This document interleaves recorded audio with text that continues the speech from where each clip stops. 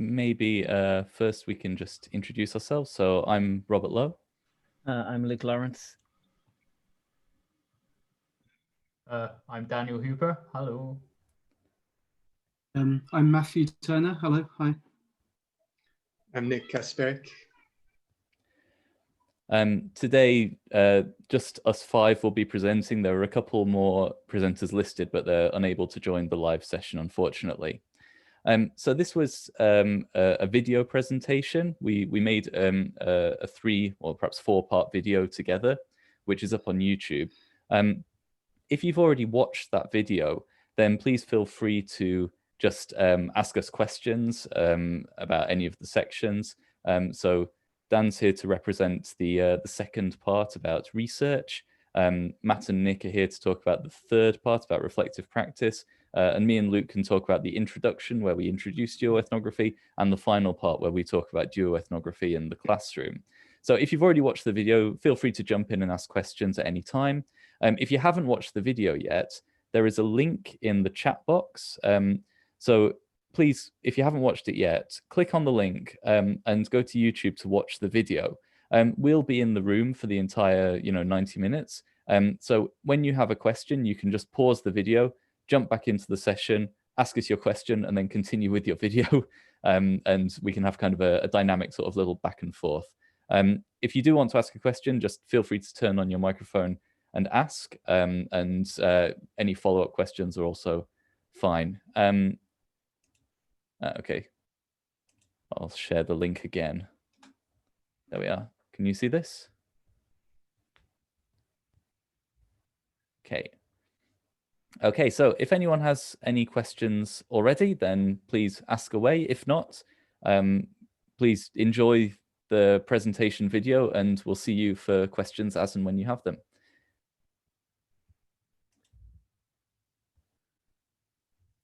Okay. Are there any questions already? I guess is the first thing to ask.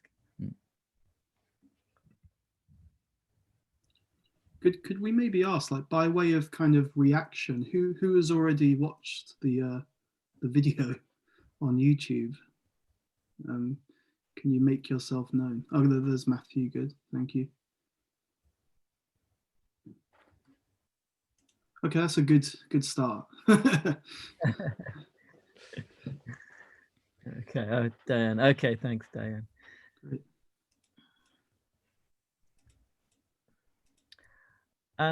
What do you think, Rob? Should we just talk a little bit about the kind of things we talk about in the video? Sure, yeah. So, well, as I said before, the video is in kind of 4 parts. In the first part, me and you introduced duoethnography, which is a kind of emergent collaborative research approach where 2 researchers compare their life histories to investigate a particular social phenomenon. Do you want to explain the next section? Oh, I can't remember. Did we explain how to do it? Yeah. We give some advice on like how to do it, the process, the sort of the underlying philosophy behind it, that kind of thing. Okay. Okay. Well, from memory, then, I guess the underlying philosophy behind it is just to kind of use your own kind of lived experiences as a researcher and as a person to investigate whatever topic you want to investigate. So it's usually done as a dialogue. Could be a spoken dialogue, face-to-face and recorded. It could be a written dialogue. For example, myself and Rob, we did a project using Messenger, basically, Facebook Messenger, to have a dialogue. Yeah, and this is your data, basically. So this, if it's a spoken dialogue, usually a transcript is produced from that, and then from this transcript, it's reconstructed in a kind of a readable, easy, I guess. The idea behind it is that it's accessible to anyone that is perhaps maybe not too, if they're not too familiar with, especially things like technical transcripts and things like that. It's not necessary to have this kind of academic knowledge to be able to access the research. So the transcripts are kind of reconstructed, so they're much easier to read and much more accessible for anyone that may be interested in whatever the topic is. Rob, do you want to take over from there? Sure, yeah. So duoethnography is kind of based on, well, it builds on autoethnography. Autoethnography is where a researcher sort of narrates their life history or a particular event from their life history in relation to a particular kind of cultural or social phenomenon. Duoethnography does the same thing, but it kind of contrasts two people's life histories in relation to a particular phenomenon. And it's kind of important to emphasize that in duoethnography, the researcher is not the subject of the research, right? You're not researching yourself exactly. The researcher's life history is the site of the research. So you're conducting research into your life history in juxtaposition to another person's life history, right? And the idea again is to find, this kind of these sort of tensions and spaces between the experiences of the two researchers, which gives you a new perspective on the phenomenon that you're investigating. Through doing that, it helps you to kind of dismantle grand narratives. So, in a lot of social research, people are trying to construct, grand narratives, big stories about, how the world works or how society functions. Duoethnography, by taking this very personal approach where you're contrasting individual people's lived experiences, you can kind of deconstruct those grand narratives by finding elements which don't reflect those stories that we often tell in social science. So from that perspective, duoethnography is quite a kind of postmodern or post-structuralist approach because it's seeking to kind of break down rather than construct narratives. Yeah, any questions about any of that so far? There's quite a lot to take in, I guess, in a couple of minutes. Yeah, maybe I just kind of want to talk about Nick and I's. So, yeah, Rob and Luke gave an overview there, and I guess I think the title in your book is application too. Is Luke about to wave that? There we go. Yeah. And for Nick and I, and maybe Dan can comment on this too. For Nick and I, our application was reflective practice. So that's how we used, and we're in the section in the book based on reflective practice, a reflective practice focus.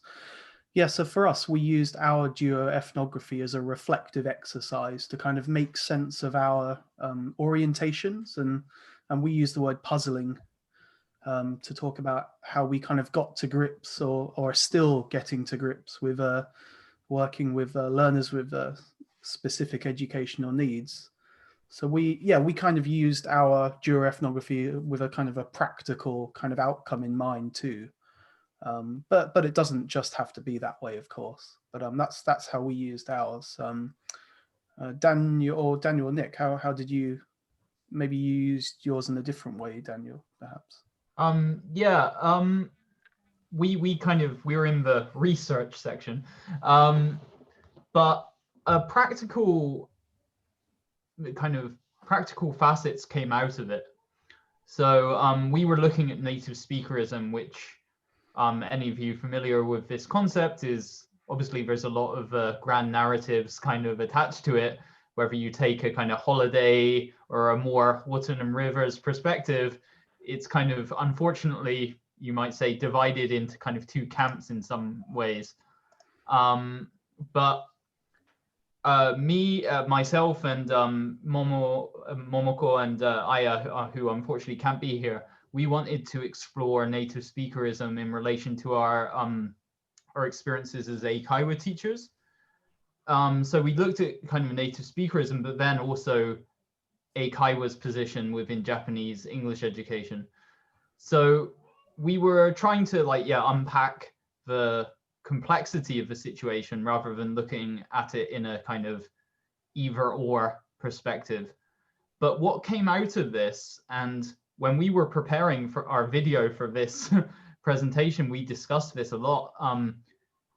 we're so different now as people, and a lot of that came out of doing this. And I think for me, that's one of the big things about Duo Ethnography. I'm actually in the middle of doing my third Duo Ethnography, this time on social class in ELT. And I don't even really care if it gets published. It's growth. Each time I've done a Duo Ethnography, my mind has been blown. But like, you know, my take on native speakerism or on Eikaiwa has evolved so much, so that really it has become inadvertently a kind of type of reflective practice, really. So yeah, go and do one. It's awesome.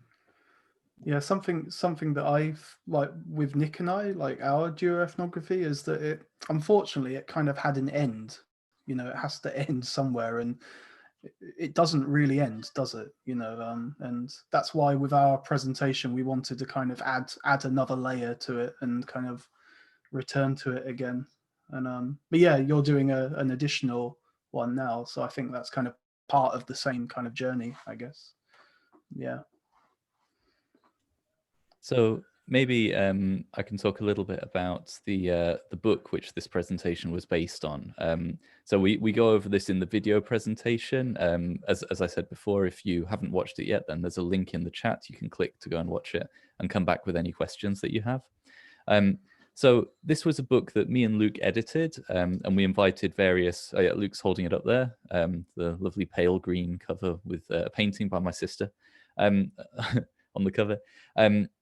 And in the book, we tried to take Duo Ethnography, which has already been sort of developed in social science and health research and education research, and sort of transplant it into English language teaching. So the book is divided into 3 sections. So first, there's an introduction just from me and Luke explaining Duo Ethnography, which we kind of did a little bit earlier on. The second section is about Duo Ethnography for research, and we have 3 chapters, including Dan's, and a couple of others, which focus on using Duo Ethnography as a research method. And then the next section of the book focuses on Duo Ethnography for reflective practice, which is where Matt and Nick's chapter is placed. That's more about sort of using Duo Ethnography, using the dialogic element of Duo Ethnography to reflect on and develop beliefs and practices. The final part of the book was kind of me and Luke's sort of experiment with using Duo Ethnography as a teaching tool. So we got our students to basically recreate the experience of doing a Duo Ethnography as a way to, for me, it was part of a course on kind of sociolinguistics, applied linguistics. For Luke, I think it was more of a general language learning course. Is that right? Yeah, that's right. Yeah, it was kind of a general language learning course focused on speaking for advanced learners. Yeah. And so the way that we did this was basically the same way you do a normal Duo Ethnography. I think we used pretty similar procedures. First, you set up a topic with the students. Either they choose their own topic, or you assign them a topic, or give them a few topics to choose from. And then the students in pairs have like multiple recorded discussions. So in one class they have one discussion, the next class they have another discussion. For their homework, they go home and sort of listen back to the recording and write down themes which emerged from their discussions. And then in the next class, they kind of continue that discussion based around those themes until eventually they have, a kind of what you'd call in qualitative research, a saturation, where their data is presented like several very sort of key themes. And then the students together create a kind of fictionalized dialogue around those themes. So including all the experience they talked about, not a transcript. They're not reproducing exactly what they said. They're writing a more formalized dialogue, which includes information from their normal dialogues, but it's more structured, and it gives them a chance to sort of rethink and regroup their ideas. And this is quite useful, we think, because it helps students to, well, first of all, practice all 4 skills, right? Obviously, dialogue, you've got speaking and listening. You've also got writing and reading back, transcripts and so on. So they're practicing all 4 skills. And they're also developing language through peer interaction. My chapter in the book shows how, from kind of a sociocultural perspective, the students use their interaction with each other to develop their language skills, because they're kind of bouncing ideas off each other, you know, kind of co-constructing utterances and so on. And so that they're actually producing language between them that neither of them would have been able to produce by themselves. So there's like clear benefits, I think, for language development through getting students to do this duoethnography. And significantly, there isn't actually much teacher input, right? It's all students doing it by themselves. The teacher's just setting it up and letting them go. And because it's such a personal topic that the students are talking about and writing about, we found, I think, that it was very motivating for the students, right? They were getting really into the discussions, and they were also building like good relationships with each other, which I think Luke can talk about. Yeah, so I wrote a chapter in the book focusing on the kind of the group dynamics aspect of it, and the pair dynamics aspects of it, and how it could be a useful tool for enhancing these group dynamics and improving kind of classroom relationships. Duoethnography, for those of us in the room that have tried it, as kind of Dan alluded to, it's kind of an intimate thing, and it takes you kind of deeper than you often expect to go. And I think the students find that as well. And if you've spent whatever 30 minutes talking to someone about your most intimate, deepest ideas, then you're going to build a relationship with them, which is what I found, at least in my classes and in the I've tried it 3 times now over the years, and every time there's been this kind of outpouring and this kind of effect. So yeah, that is another benefit which a chapter in the book focuses on. So if anyone is interested in kind of things like that, like it's not really like motivation, but also kind of group dynamics and pair dynamics and things like that, then they might find that chapter useful. So that's kind of a brief rundown of the book, just sort of the different sections of the book. Does anyone have any questions at this point? Yeah, Matthew. Hi guys. So one question I had was maybe about the sort of goals, or if there are any sort of bigger aims of the duoethnography. I guess more specifically, is it, I don't know, I mean, I have no idea if there are these sort of aims, but is the goal meant to be more reflective in nature, or more like phenomenological, if that's the right word? I mean, or is the idea just that it's open, that you can, whatever you choose to get out of it is fine? Yeah, I think it depends on your purpose. I mean, I've used it purely as a research tool, just one way to carry out research. But as Dan said, there is always a kind of a reflective element to it, even if that's not your ultimate goal. But it can be used as a purely reflective exercise, as Matthew talked about before. So I think it depends on whatever purpose you bring to it. It should be able to serve that purpose, I guess. Yeah, it's very similar to regular ethnography, right? Like in a pure ethnography, the idea is that you go into a research setting, and you know you're completely open-minded and you just want to know what's happening, right? And you just follow the data wherever it leads. Now, I would kind of say that that's not possible. It's impossible to be completely open-minded when you go into a research setting, but that's what a pure ethnography is meant to be. But most ethnography, people do go in with like a pre-established, idea of what kind of thing they're looking for. So I think it's similar in that sense. Okay, because you're doing it on yourself, it's that reflective aspect becomes more prominent. Yes, yeah. But again, you're not just doing it on yourself. You're doing it with someone else, and I think that's one key point of duoethnography is that they kind of keep you on track and also stop you from sort of doing a bit of hagiography on yourself. Right. Yeah. Can I just add something on this, what you're talking about? And I think I've mentioned this to you guys before. Like, like duoethnography is of course a research tool, but I don't know, I recently kind of got told that by choosing to do a duoethnography, you're also kind of making I forgot what was said actually, but you're also kind of making a statement, and or maybe duoethnography is kind of being co-opted as a research tool. And I don't know, maybe more purer kind of uses of it. Maybe kind of, I don't know, maybe the focus is being shifted away from the more kind of origins of why it was used. What do you think about that? Co-opted by who? Well, I mean, like, you know, the focus on it being a research tool is kind of taking over the kind of the how it all started in the first place. And I don't know, I got told recently that, okay, you've chosen to do this duoethnography, but you know, why do I want to hear from you and your particular voice? If that makes sense. I think that's so I'm using it as a tool, but I'm also part of that as well, you know. So I don't know. Yeah, I mean, my response would be that everyone's voice is interesting to some extent. Everyone has something useful to contribute to, you know, dialogues about particular topics.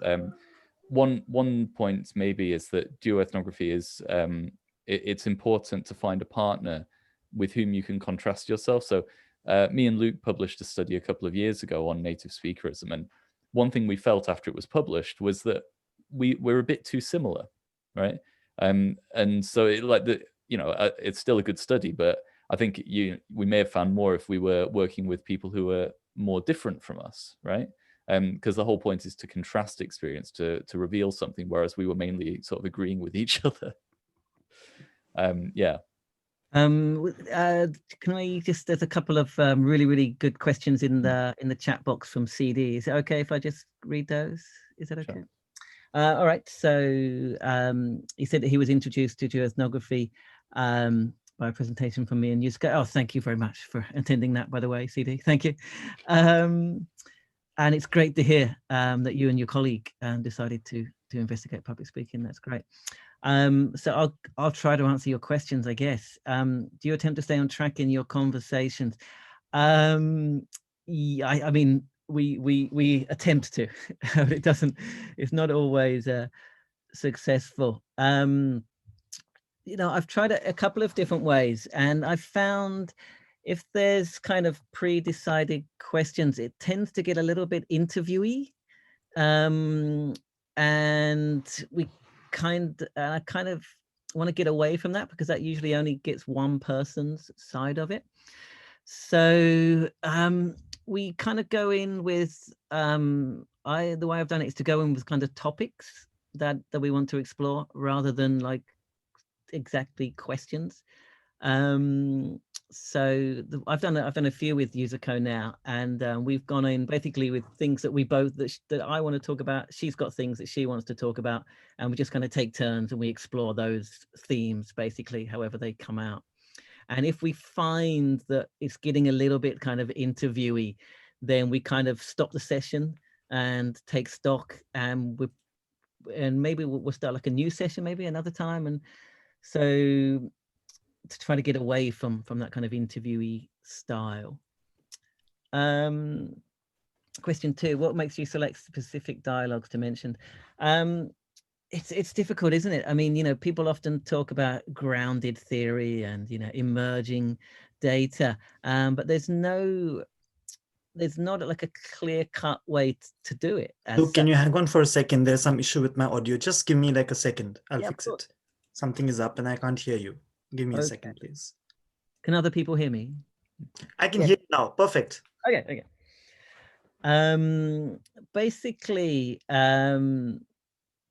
if it's a theme that's come up again and again, even if we are perhaps on another theme, but we found ourselves coming back again and again to the same topic or the same theme, then that would show itself as a salient theme that would need to be addressed. And then from that theme, then I guess whatever part of the dialogue was either like, often it's something that was kind of revealing or something that was surprising that came out that we thought we would include as part of the paper. Rob, do you have anything to add on that? Sorry, could I jump in quick? Yeah, go on. Yeah, basically going back to a kind of grounded theory thing, I couldn't unremember all of the theory that I'd read before. So of course, you know, I'm not coming in blank slate, of course not. Which, like, this was one of the strengths of duoethnography. My fellow duoethnographers could kind of mediate that. So if I started to like, yeah, I'm going to talk about Adrian Holiday for 2 hours, they would say, well, we don't know who that is and we don't care. Let's, you know, so it would kind of pull you back. So rather than it turning into like a kind of deductive study where I'm trying to like prove a framework or something, or keep it within that thing, I have these kind of, I guess, like safety measures in my other duoethnographers that are keeping things a bit more balanced. So that was useful for me.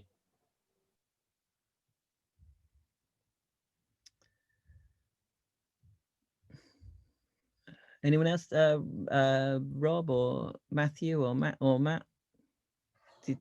Selection of dialogue. It's a good question. I'd be interested in hearing Matt and Nick's perspective on this from kind of the reflective practice point of view, because that's obviously like a slightly more specific topic than some of the others. Yeah, what do we do, Nick? We first met in a cafe maybe a couple of times, and we had like a 3 or 4 hour, I think we had like 3 or 4 hours worth of audio recording. And then we put that into a Google Doc.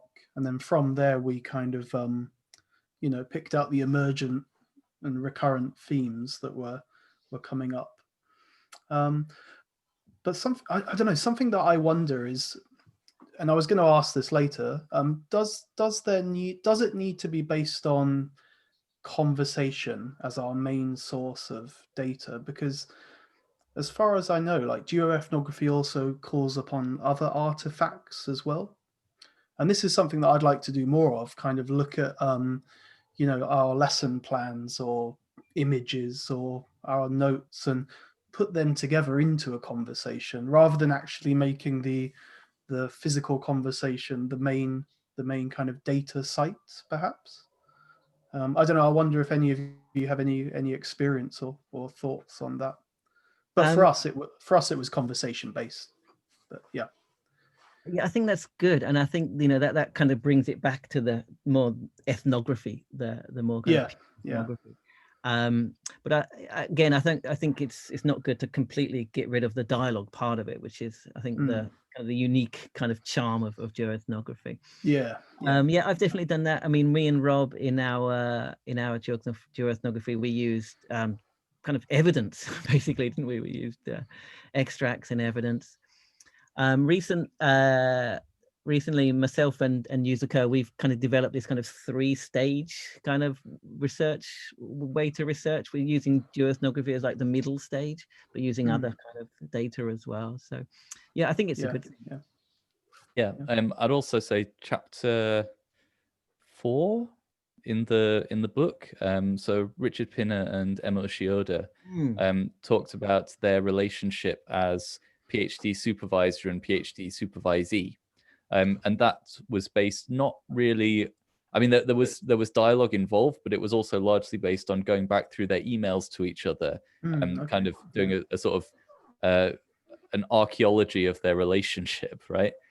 Digging through all these different levels of data that they had accumulated over all those years working together and picking out sort of key themes that emerged from that, and then supplementing all of that with a dialogue where they kind of reconsidered that and recontextualized it in light of, you know, their current position.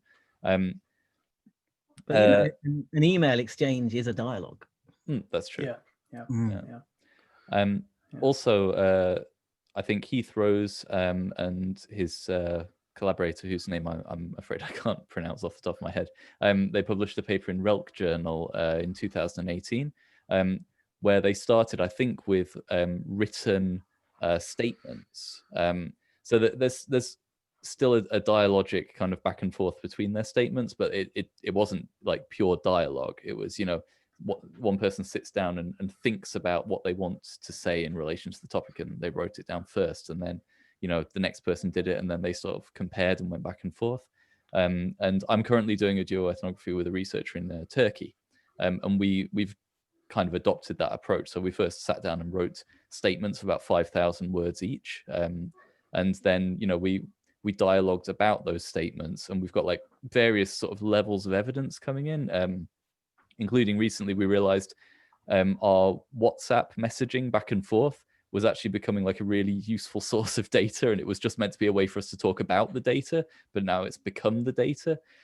So you can have like lots of different levels of data collection coming in, and it doesn't all have to be dialogue, but I guess it all ends up being dialogic in a sense, because it's all connected to things each other have said.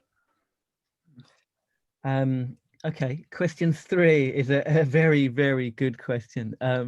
How does one present a geotechnical study? I'll go first. The way that I've done it is to take kind of a formal approach, I guess. It's just as you would present any kind of research project. So starting with a literature review, presenting the data, presenting the dialogues as the data, and giving the interpretation of it. So just doing it as any kind of formal academic research, basically. But I don't know if other people have tried a different way. I kind of stole something off Matthew Schaefer and Peter Brereton, I think, where we just picked out certain dialogues, and myself and one of my other Duo Ethnographer colleagues, we read out the dialogues and then just opened it up to the audience. Like, what do you take from this? Did any of this resonate with you? And just kind of leave it over to them, whereas we could not do anything. It was great. But we actually found that was a bit more stimulating for the audience and more in keeping with the tenets of Duo Ethnography, maybe. Maybe Matthew Turner, you could talk about what you did in the video for this presentation. Nick, do you want to speak? Nick, sorry, yeah. Nick, you. I've been trying to. Something too. If you can talk about what you did in the video for this presentation, it's got an interesting approach, I think, for presenting. Yes. Oh, sorry, Nick, go ahead. Go on. Sorry. Oh yeah. So we went one further layer in reflecting on, like, this was published, or this was all cleaned up a while ago, and we've since been reading and talking about these issues. So trying to return to the published chapter as like something to analyze afresh with a new perspective, and to use dialogue once again to kind of reinterpret and test our reinterpretations against the other person's reinterpretations. So it's going in a circle, but yeah, it's still interesting. I guess like we used our presentation session as a site of discovery in itself, because, you know, presentation sessions at conferences tend to be dissemination of ideas, but I don't know, I'm really interested in the idea of using the conference session itself as a place. I mean, right now we're doing that, aren't we? We're talking and generating new ideas, and we're not really disseminating too well. We are as well, but yeah, we basically used our session as a kind of a site for new ideas, new research itself. So yeah, we picked out quotes separately of one another, and the recording in the video is the first time that we saw each other's quotes. So it was kind of a genuine, or semi-genuine, perhaps, take on. We were responding in the moment to each other's quotes. Yeah. So I think something I'd like to try more of, and I think Dan's done this before, is you've actually performed, and Matt as well, maybe, you've actually performed your dialogues. And that's a really appealing aspect of this, that you can actually perform a dialogue. And I think performance is an important part of Duo Ethnography, perhaps. Yeah, that's thank you so much. I'll just jump in. Thank you so much for great, this is CD by the way. Thank you so much for great responses to the questions. And yes, by the end of the project, I felt it was really interviewee because we chose questions to guide us. And I started struggling whether this was just another interview-based data collection or this was a duoethnography. So basically that just means our research will continue for round 2, round 3, round 4. It'll just keep on going. And I think that's the point of reflection and duoethnography. So yeah, that was something I continue to struggle with. And so I guess we'll just either have discussions on our presentation, so using the responses in the interview format as a jumping board for our next discussion. And yes, Matthew, so we are trying to perform it because that's what actually Luke and Yuzuko had done in that presentation, right, which yes, is what yeah. got me interested. Mm. So we are trying to perform it for the audience tomorrow, and let's see how it goes. But yeah, thank you so much for taking time to respond to my many questions. They were great questions. Also, you kind of mentioned at the end about papers, which are slightly different to conferences.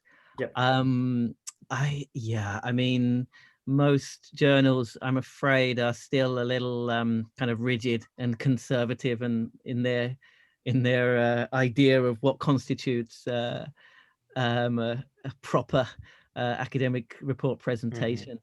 So you might find you need to go along just the formalized route, just literature review. This is the data, this is a discussion.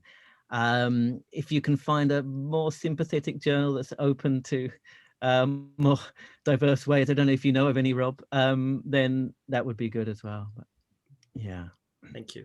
Yeah, I think so. Like the place that the first duoethnography that I did was with Marek Kiczkowiak, and we published that in an open access journal, Cogent Education, and that was, you know, it was rare at the time. People weren't publishing duoethnographies. That was nearly 5 years ago now.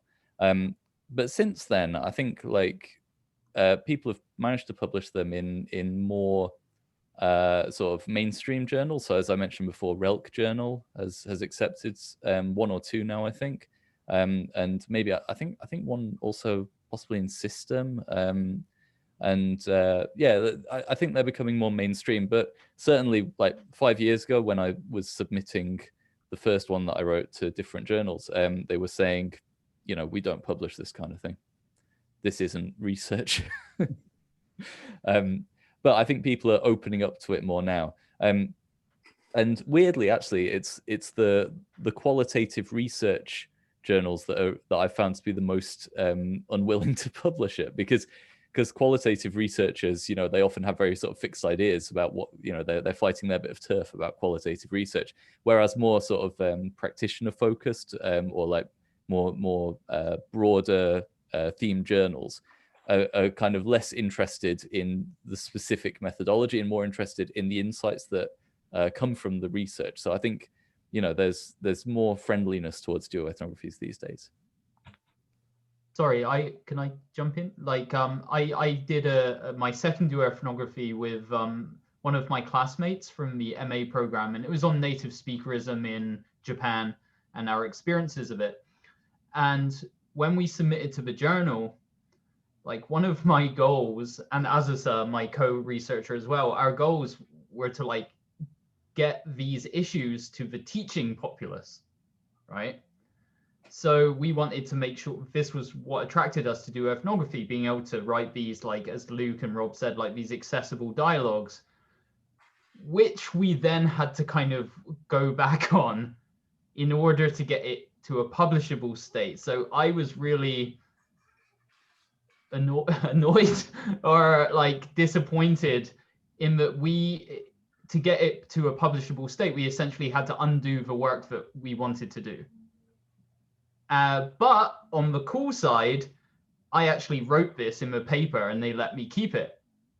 So it wasn't exactly what we wanted, but at least we could like kind of have an open critique of this issue. So that was kind of cool, but we're not there yet, maybe, depending on the journal.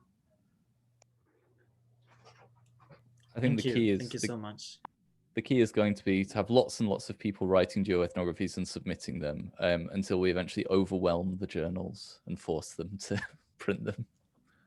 I was going to say, do you think it's a case of presentation, like how the data is presented? Because having a longer kind of dialogue might be kind of off-putting for a lot of journals. I don't know. I wonder if it's a case of how it's formatted. Maybe that's a better word. Maybe, I don't know. What do you think? I think so. Yeah, I think like, I mean, the trouble is with duoethnography, when you present your dialogue, right? It's not a data extract. I think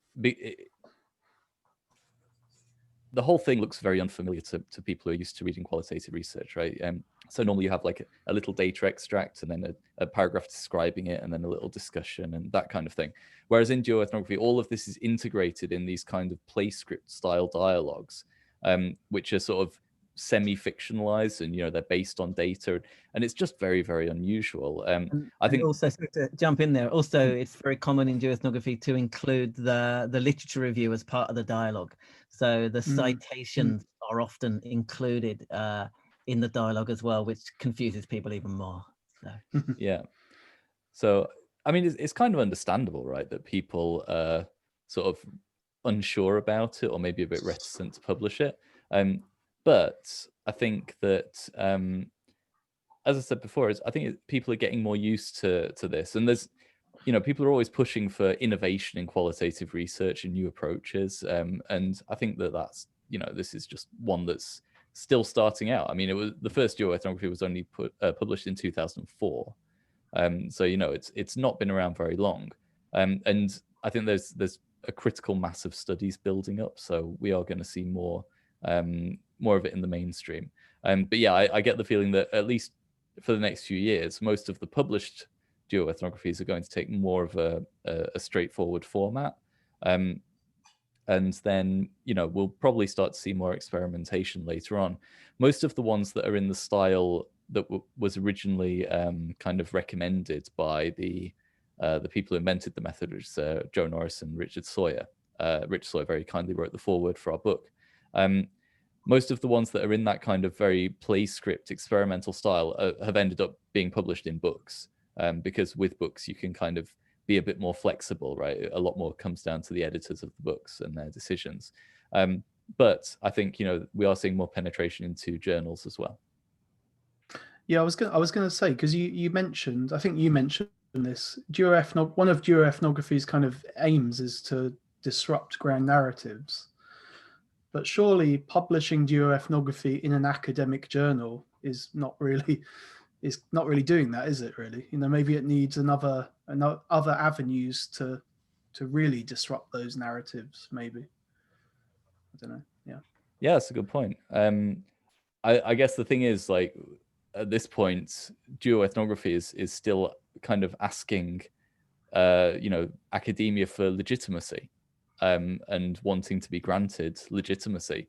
But yeah, no, that's a really interesting point. I wonder how much we can disrupt the entire system in order to complement the sort of disruptive aspects of the method. Yeah, good idea. Yeah, I don't know. I guess it depends which journal, right? Like, there's thankfully more open access journals around now, so yeah, that might help, hopefully.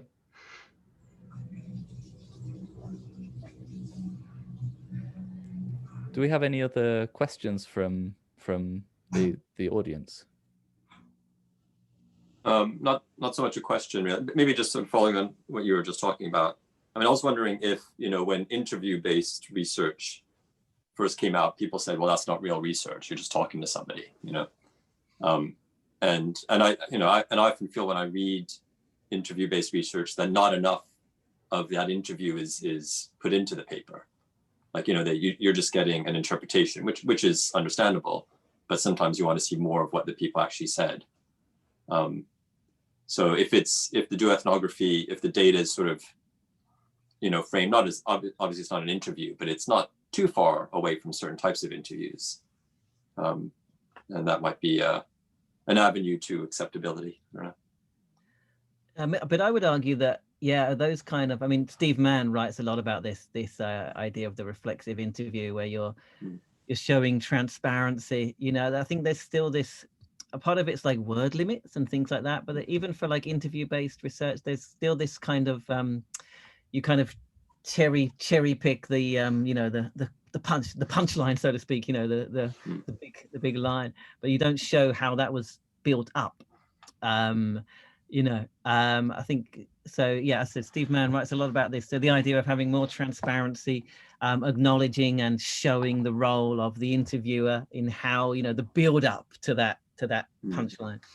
And then I think, I don't know, like I would hope that nowadays with most journals being like online, that like maybe bigger word counts could help to maybe for this kind of thing, for interview-based research, but also for duoethnography. There's no reason why you can't have a 10,000, 12,000, 15,000 word project with big chunks of really interesting, transparent data. So maybe the internet will bring that forward. I don't know. Even things like audio or video files. Yeah, exactly. Yeah. I mean, I was also wondering if, I think it's the reflective side of the duoethnography is really important and really one of the sort of interesting parts of it. But I could also see a duoethnography where the goal was something more like trying to, like a phenomenological approach, where you are trying to you're just trying to present a subjective description of a phenomenon. So you have sort of a clear outcome, which is, it's accepted that it's subjective, but you're saying that this is a sort of, in a way, more concrete outcome of a duoethnography. And I wonder if that kind of thing would also be more accepted by the journals. Not to sort of hide away the reflective side of it. What would that look like if you were going to do that? I don't know.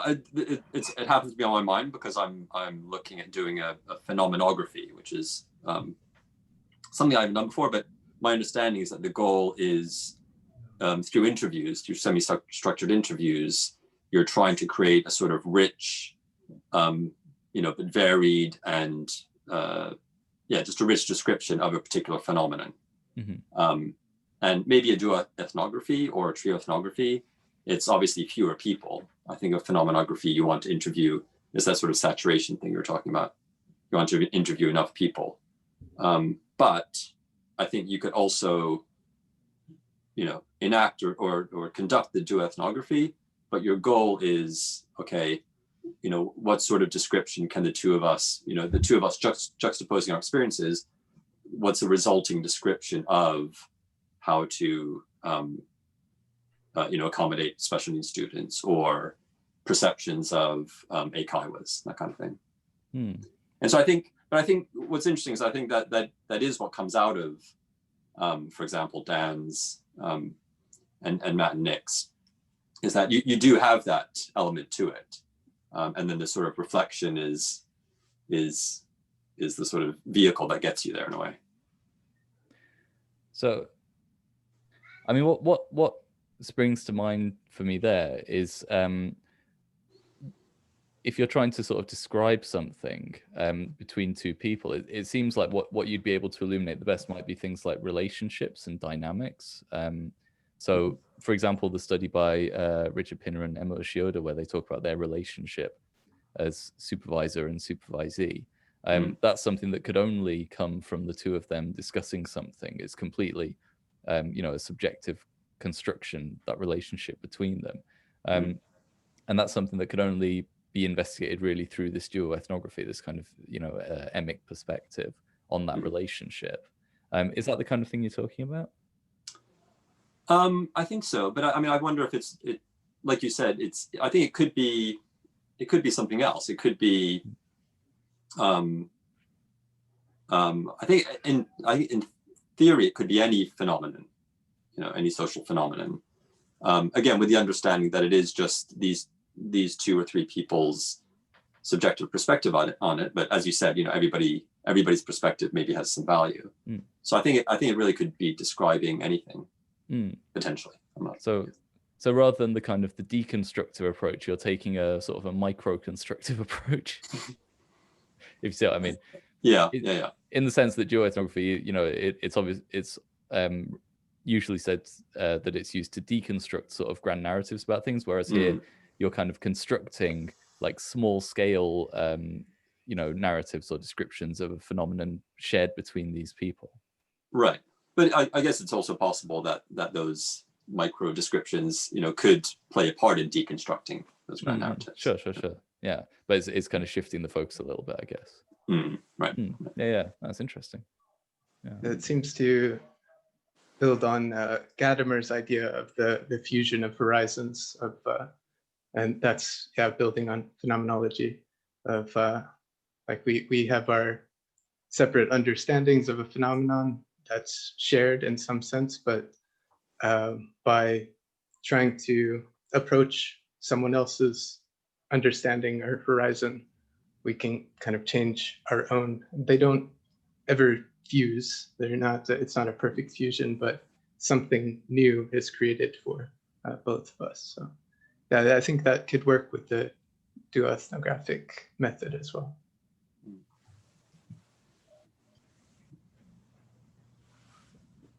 Can I ask? So I think all of the chapters in the book kind of set out with the aim of writing a chapter about a particular topic. Is that the way that duoethnographies are usually constructed, where there is a predetermined kind of global kind of goal in mind that you're going for? We're gonna be talking. So Nick and I knew that we'd be talking about our experience with a SEN learner, a special educational needs learner. But do you know of any examples where the two or three people got together, so to speak, without any kind of predetermined kind of goal in mind or anything,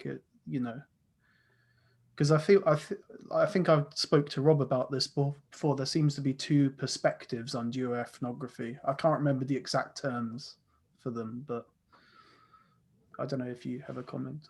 Well, this is kind of similar to what I was saying before, that like, you've got your pure approach to doing an ethnography where you're meant to go in kind of open-minded, or the more sort of not honest, but the more common approach to doing a duoethnography where you go in with a topic that you want to talk about. You've selected a research partner because you think there's something in your backgrounds that you can contrast or compare, which is usually related to the topic of what you're talking about. But I think it could be possible to do it in the way that you describe. I mean, I think, Luke, when we were first talking about the idea of doing a duoethnography, when I was working on my paper with Marek, and we were discussing it, you kind of mentioned, I think, that you were sort of in the middle of a kind of a bit of a formalist project, where you were having like lots of discussions with someone, but you didn't really know where to take it. Is that the kind of thing you were doing, where you were starting with a very open agenda? Yeah, I guess so. There were kind of things that we were both interested in exploring, but we definitely didn't have a fixed topic in mind, and we didn't really know what we were doing. Basically, we were just wanting to talk about stuff that we were interested in, and then thankfully thanks to Rob, I came across this idea of turning it into a duoethnography, which is what we did. And then once we kind of had a framework for it, then our discussions took on a much more focused point of view. But yeah, before we kind of were interested in different topics, but we didn't really know what to do with it. So it started out like that, but putting the duoethnography frame on it, I think, helped to focus it, which is what it really needed. But I mean, the final paper covered a whole range of things. So yeah. Yeah, I think that's probably as open as you can be with a lot of these kinds of research projects, right? Because even when you do an ethnography, even if you went into an ethnography totally open-minded, like a regular ethnography, and you recorded loads of data, and then you were hunting through and selecting emergent themes and that kind of thing, I mean, that's still you doing that. Like, Yeah. you can't remove the subjective entirely, right? So yeah, I don't think it's possible to be completely open-minded, but I think it is possible to maybe start with a more open agenda, and then see where you go from there. I guess there's always a point where someone calls it a research project and it becomes a duoethnography. And what was previously kind of organic and naturally occurring becomes a research project. And there's always that switch, I think, perhaps, maybe. Oh, and sometimes it works the other way around. So you start like, we're definitely going to be talking about this. I really want to investigate it, and then you start talking, and then it turns into something else entirely. Again, which is great as well. Yeah, I mean, me and Marek's project, it started with us. We didn't know each other, but there was on the IA TEFL Facebook page, there was an argument happening about native speakerism, and we were both sort of joining in, sort of attacking the same guy, I think, in this comment thread, we started just talking to each other on this comment thread, and then we friended each other, and then we started meeting and discussing and saying, so what are you doing, and we realized that we were both interested in the topic of native speakerism, but we didn't have an approach for it, and it became a duoethnography because we were trying to find some kind of academic frame to develop these ideas we were already discussing. So like the fact that it became a duoethnography was like it wasn't intended to be from the start. It emerged out of the kind of study we wanted to do, which is what research should be, really, right? Like, there's something you want to say, there's a way you want to investigate it, and you find a way to express that. Yeah, I think that's quite a sort of a nice organic way to go about doing your research.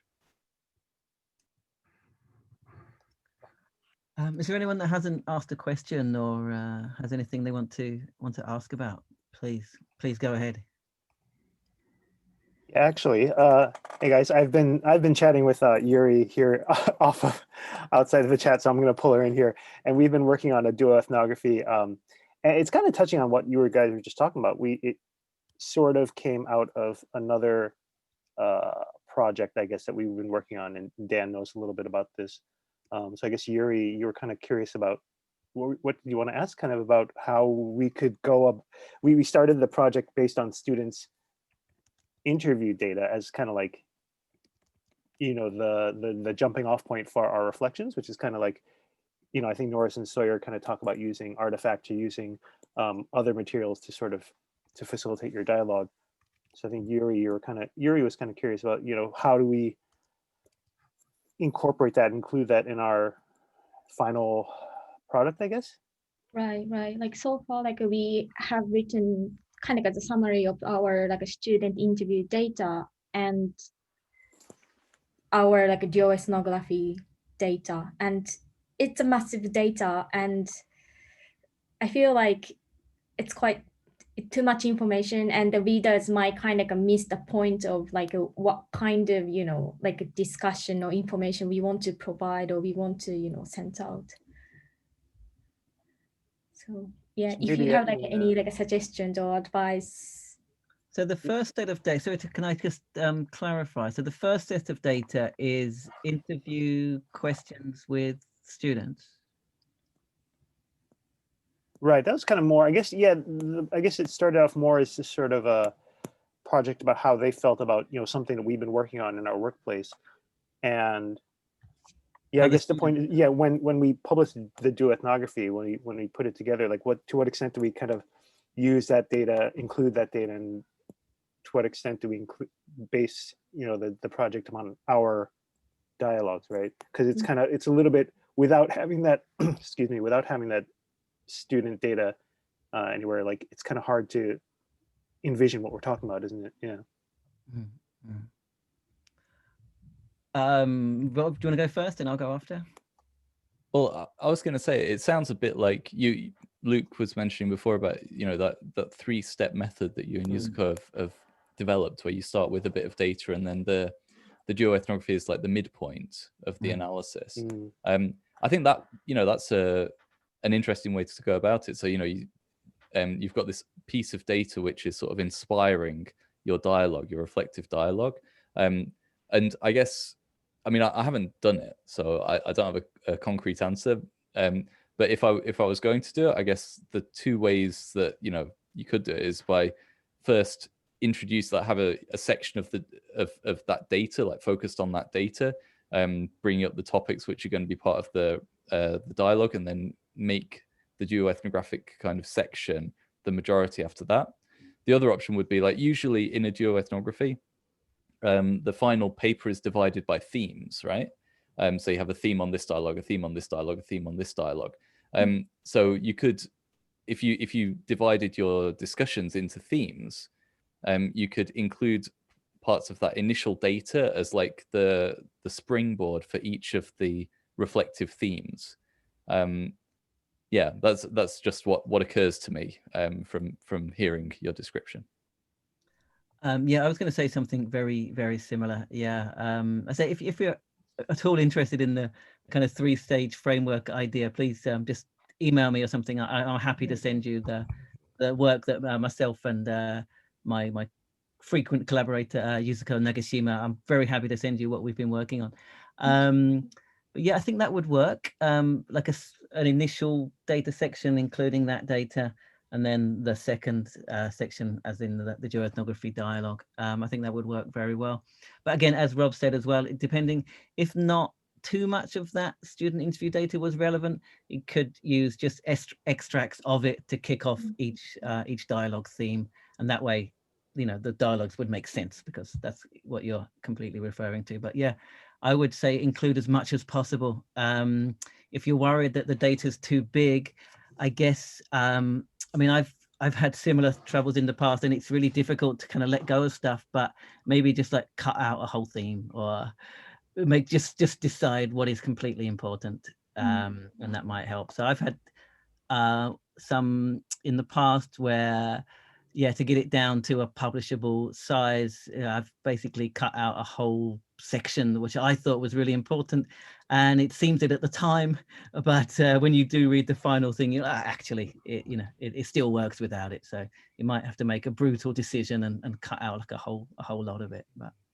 I think it's important to include that as a data set if you can. Yeah, or just make it into 2 studies.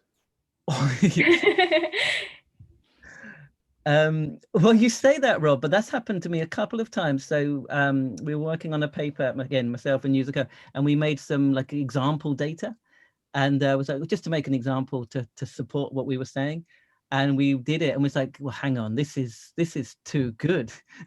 This has to be its own. This is great data. We got to use it in its own study in its own right, which we ended up making another study, and then it makes another study. So it's not a bad thing if that happens. Yeah. Well, actually, the chapter 3 in the book with Ben Smart and Charles Cook. Oh no, not chapter 3. It's chapter 5. Is it? It is 5. Chapter 5. So their chapter is it's a reflective practice chapter, but it's dialogues about a dialogue. So they had like an initial dialogue together where they talked about their experiences, and then when they came to actually write the chapter, they thought what would actually be more interesting was reflecting on that initial dialogue that they had, and kind of recontextualizing it. So I think there's always these kinds of iterative cycles that you go through in this kind of duoethnographic research. Rob, that sounds like kind of stimulated recall, perhaps, which is, yes, I guess, quite an established approach, I guess. Yeah, which is kind of what you and Nick did for this presentation as well, right? Yeah, like data-led dialogues, you know, and the dialogues only make sense if you provide them along with the kind of the data that is driving those dialogues. So yeah, that sounds yeah, dialogues on dialogues kind of thing. Yeah, but maybe this sounds like what you guys were talking about with your study, right? You've got this initial set of student data, and then you're dialoguing about it. So maybe that student data is acting as the stimulated recall for your dialogues. Yeah, that's a good point. I hadn't thought about stimulated recall. Nice.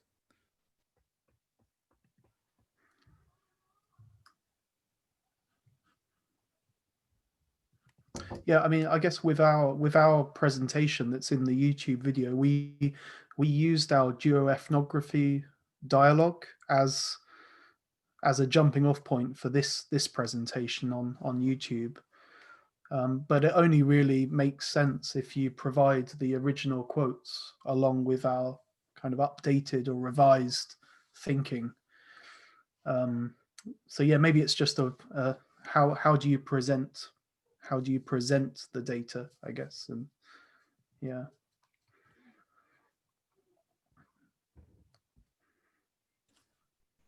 Do we have any more questions or comments from audience members, participants?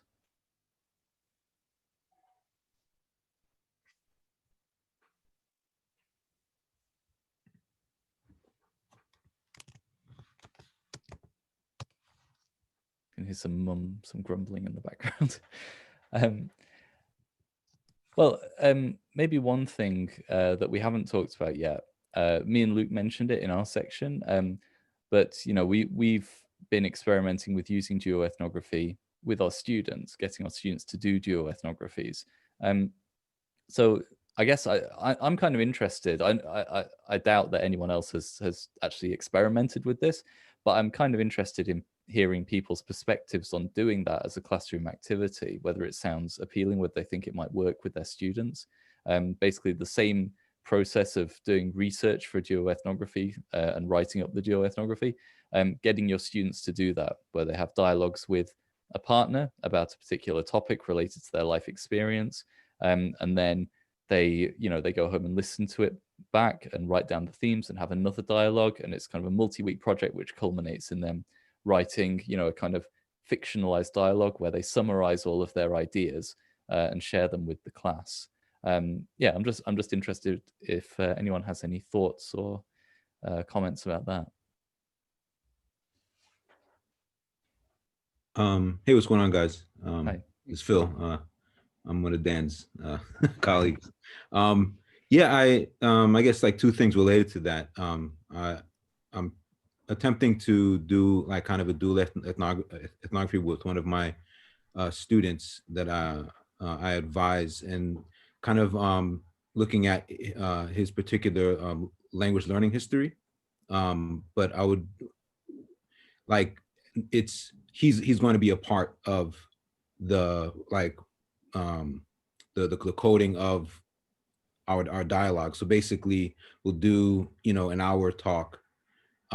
We'll go back, both listen to it, then he will write about, after listening to it, then he will write kind of his reflection, and then I'll write on the reflection as well, and then he gets to check out what I write, and then if he wants to comment on that, then he can, and from that point on I won't really say anything else, just to kind of empower him. And I think that could be something interesting. I don't know if that is necessarily a dual ethnography, because I'd want to take the back seat for that and let him kind of re-listen to his language learning history and kind of explain why he said what. Maybe I can ask other questions, or I'm sure like these kinds of topics would come up, like why he decided to share that, etc.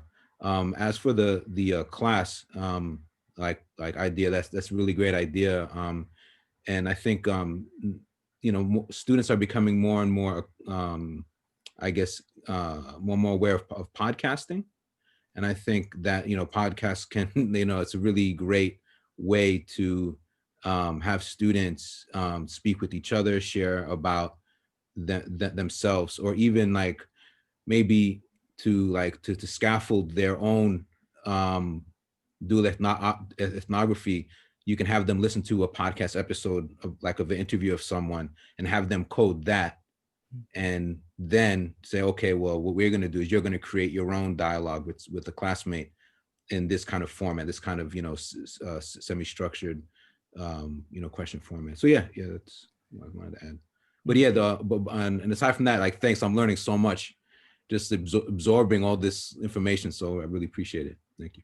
Nice. Well, thanks for the comments. I really like the podcasting idea. That's great. Like, giving the students, I think that is something that I found with my students when I've done this. You explain to them what they're going to do, and then you watch this sort of shocked expression fall across their face. So maybe if there were more kind of opportunities for them to sort of to practice, with some of those key skills beforehand, like transcribing and coding the podcast, that would be a really good element of it. I was wondering, the project you were describing, what's the end goal of it with this student? Yeah, I mean, that's the that's the tricky thing. He has a very interesting language learning history, and I think it would be something useful for teachers to hear about. And yeah, just more for the student than anything else. He's a self-admittedly shy student, and yeah, I think that this project could help him get his story out there, because it's rather unique, and help him grow as a language learner, and realize that he has a lot to share, and that he's a part of a language learning community, not only as a student, but also as a language user in the larger context. So to have him put something out into the language learning community. So yeah, I think especially we're in a really unique position, many of us who have the privilege to work at universities, places of higher learning. This can be really a great chance for students to take some control and and exercise their autonomy and agency, and not just be something that we do as teacher researchers as well. Yeah, I mean, from the description, it sounds kind of more like a facilitated autoethnography, in a sense. Like, you're using your dialogue with the student to kind of help that student express their history, their life history, right? Exactly.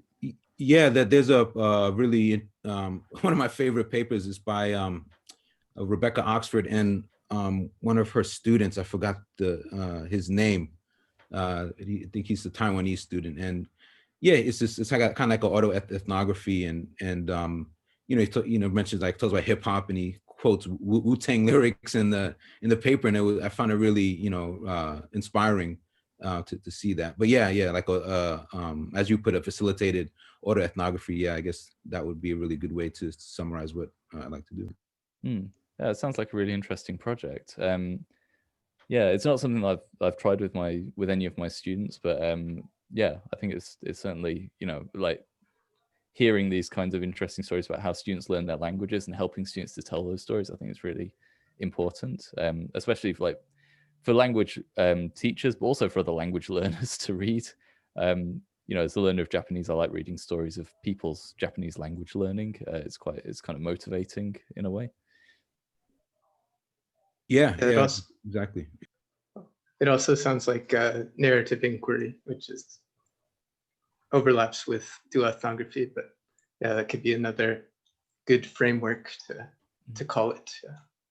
Yeah. Actually, I got the idea, so I just was reading through. I'm not dressed appropriately for this meeting, but yeah, this book here really inspired me to dig into it, and of course Dan, he's he's always pushing for his empowerment of the empowerment of the learner and stuff like that. So yeah, this, I don't know if anybody has read this book yet, but it's awesome.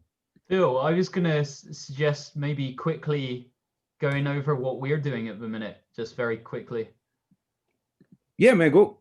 Go for it, dude. Yeah, No, yeah. no, yeah. I don't want to hear my dumb voice. You explain.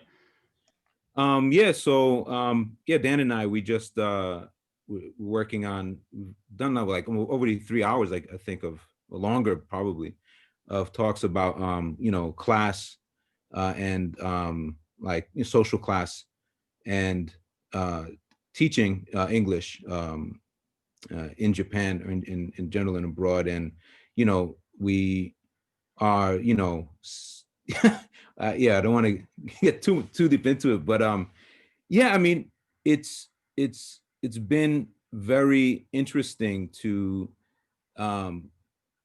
speak with someone who kind of doesn't fit into what we've, like the typical experiences, I guess.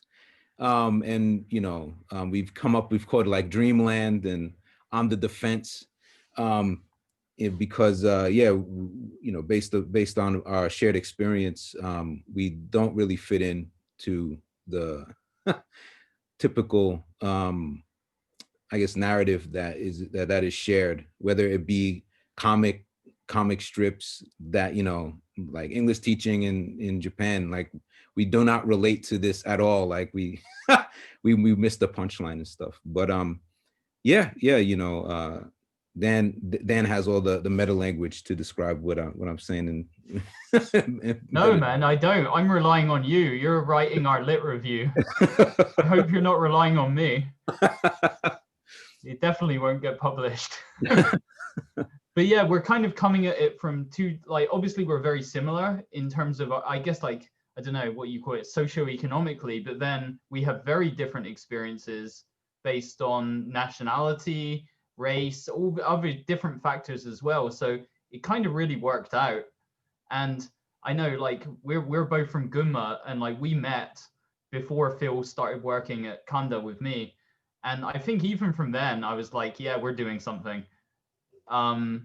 So yeah, and like honestly, I don't really care if it gets published, right? And I've said this to Phil in our meetings, like, you know, it's just for our, I don't know, catharsis, growth. Yeah. I think one thing we're afraid of doing is like being, like, what is it called? Navel gazing, whatever you want to, getting high, feeling farts, whatever you want to call it. But yeah, what I think, you know, this could be, you know, good to read is reading like a lot of David Block's work as well. I think something that inspired us as well. Like Dan, you know, yep, that's one of them. And yeah, there's another book I have laying around somewhere with the hats on it. But yeah, social class and applied linguistics. Yeah, there you go. Yeah, but it's mainly focusing on learner experience, where exactly. we haven't really read a lot on teacher experience. Yeah. And yeah, we kind of want to look at that, like how TESOL, for lots of people who are like more wealthy, frankly, it's kind of like a step down being an English teacher. And like you hear a lot, like, you know, oh, it's like a slave trade or whatever, like, you know, it's slave labor, or like, you know, it's, you know, we're on like awful salaries, but for us, yeah, it's a step up. Yeah, it's awesome. Like this is like life. Yeah. So yeah, my bills, but yeah, that's a really good example of something which geoethnography is really good for. I mean, something like social class it's really difficult to investigate. You know, it's not something which you can quantify. If you're doing it on, you know, on participants, you've got, you know, the problem of, you know, researching on. I think the idea of geoethnography, researchers using their own backgrounds, social class is a really, really good example of how geoethnography is a good method for that. I just wanted to pick up on something that Phil was saying earlier about kind of empowerment and things like that. Can I just jump in very quickly? Go on. Yes. So we've got 10 minutes left. I think we said we'd turn off the recording for the last 10 minutes. So anyone who wants to ask a question but doesn't want to be recorded doesn't have to worry about that. So are we going to end the recording there? Shall I turn that off then for you? Yeah. Turn that off, and then if anyone does have any questions, they can jump in. Sorry, sorry for interrupting. Okay. Yep. No problem.